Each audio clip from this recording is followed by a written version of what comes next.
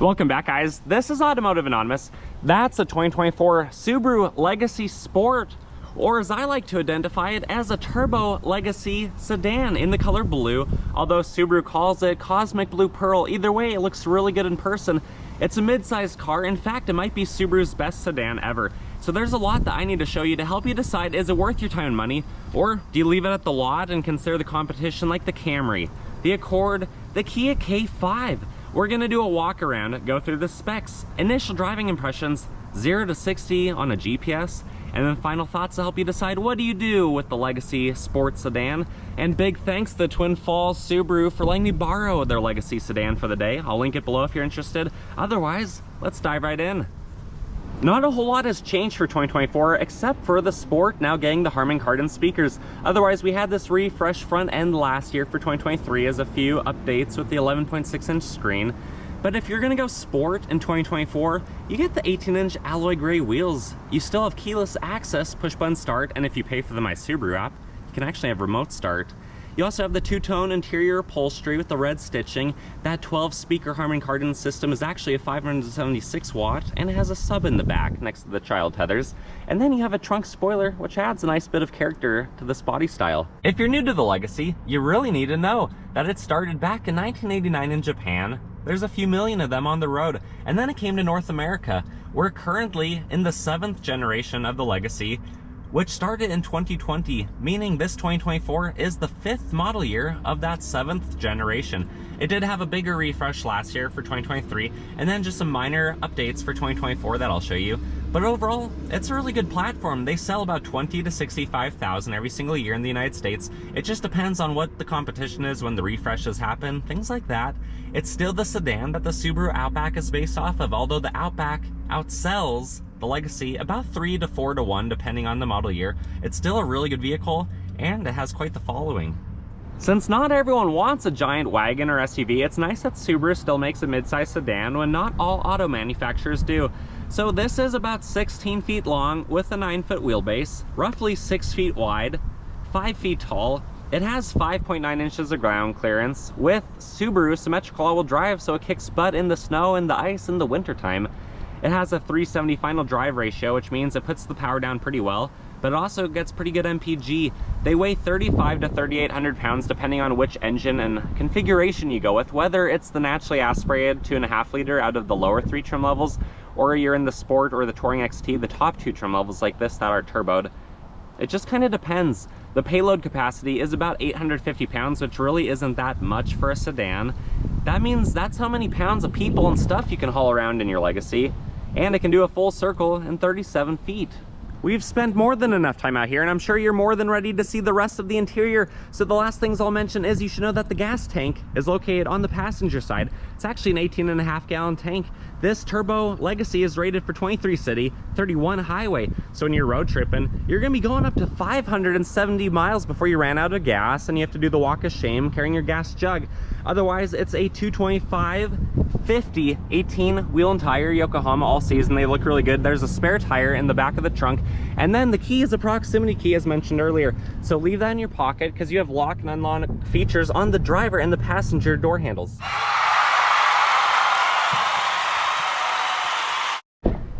The door panel looks really good and follows a lot of Subaru's similar design language. You have Hobby Lobby red stitching, a textured theme around the handle, nice thick armrest, more Hobby Lobby stitching, a nice big 11-finger handle, all of your buttons, your controls, your Harman Kardon speakers, which are now standard, your bottle holder, unless you need to use that for a 3-in-1 shampoo, soap, conditioner, whatever you desire, I don't know.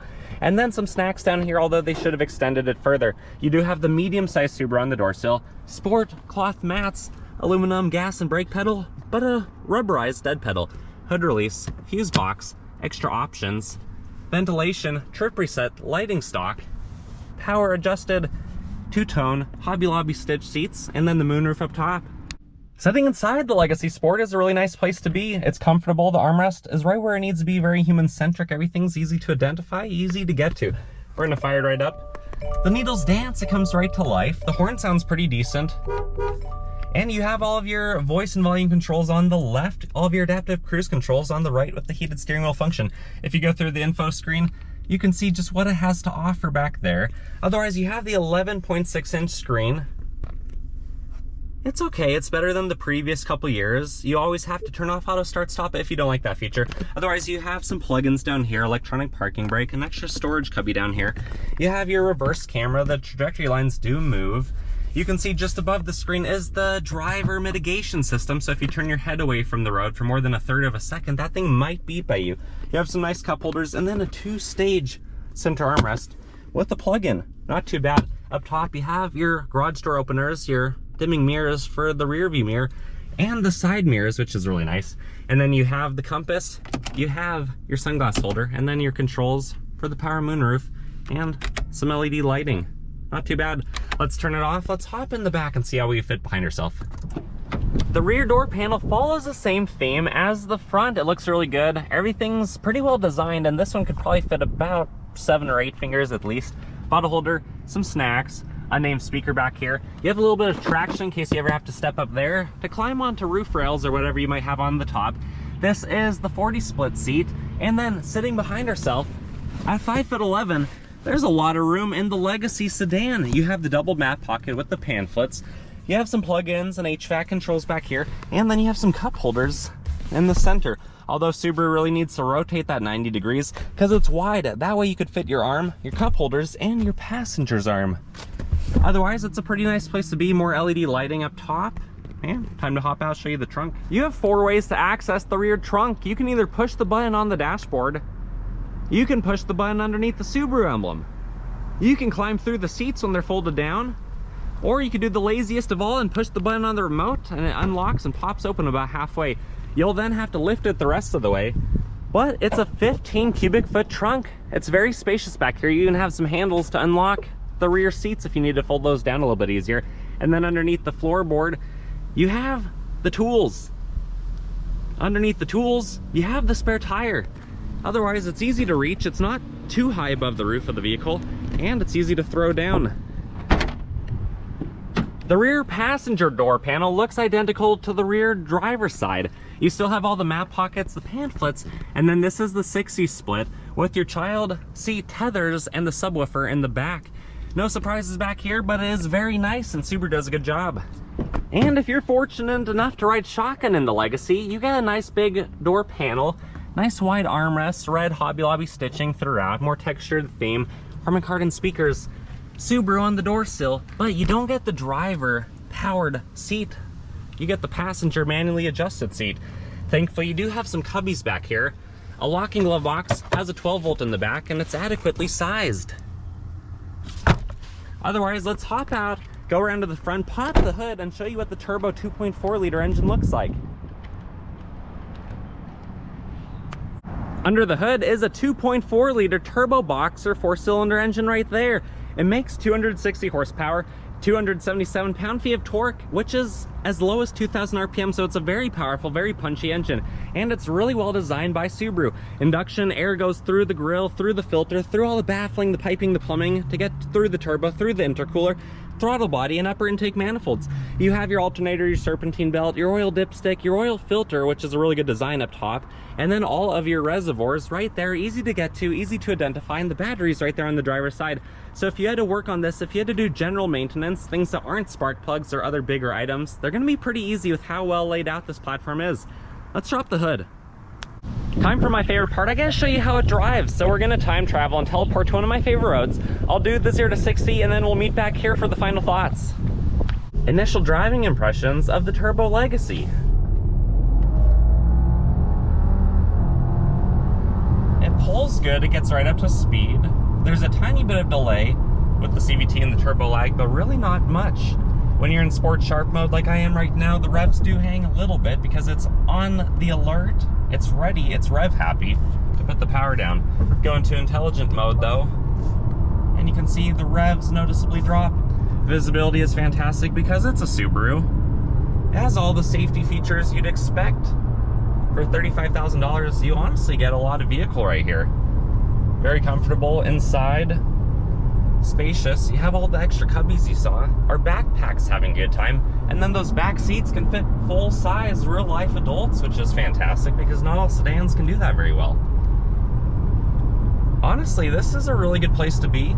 It's really interesting to me to spend more time in the Legacies because I own an Outback Wilderness, so I'm used to the same experience, the same front end driving.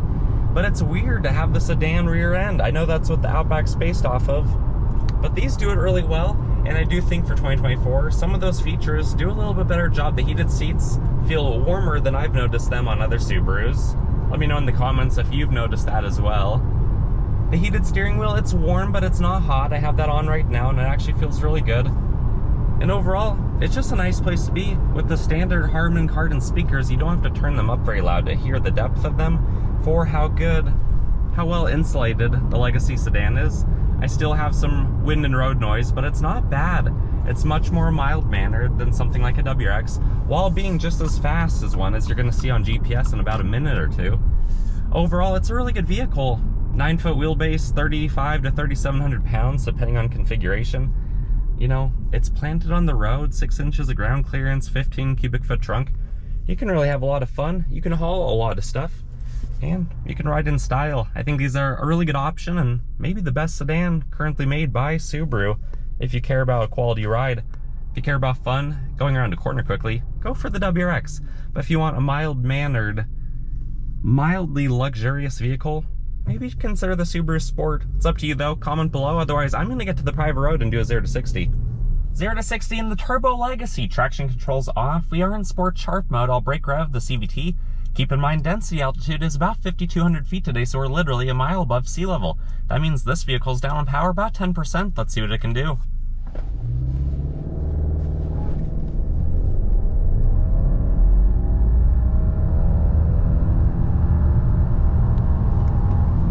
True 0 to 60 came in at 6.61 seconds. Not bad for being a mile above sea level. Here's the graph, and then our final thoughts. My final thoughts of the blue turbo sedan, the Legacy Sport, is honestly, it's really good. It's not a canyon carver like the WRX, it's a cruiser, and it does extremely well at that. It's comfortable, it's spacious, it can hold quite a bit of stuff, but not a lot of weight. You do have to keep that in mind. Overall though, I think it's a steal of a deal. I think it's really good value by Subaru for mid $30,000 ballpark. It has a lot more amenities, features, upgraded nice trim pieces than you might get on a lot of other vehicles. It's capable with the Subaru all-wheel drive, and it looks pretty good in this cosmic blue pearl paint. But what matters are your thoughts. Have you owned one? Are you considering it? Or are you gonna leave it at the lot and look at the other mid-size sedans? I wanna know all of that stuff. So comment below. Don't forget to leave your social security number and your mother's maiden name so I can give you a secret code name. And if you like this video, give it a big thumbs up. Subscribe if you wanna watch more. I always post once or twice a week minimum. And I'll see you guys on the next one. Take care.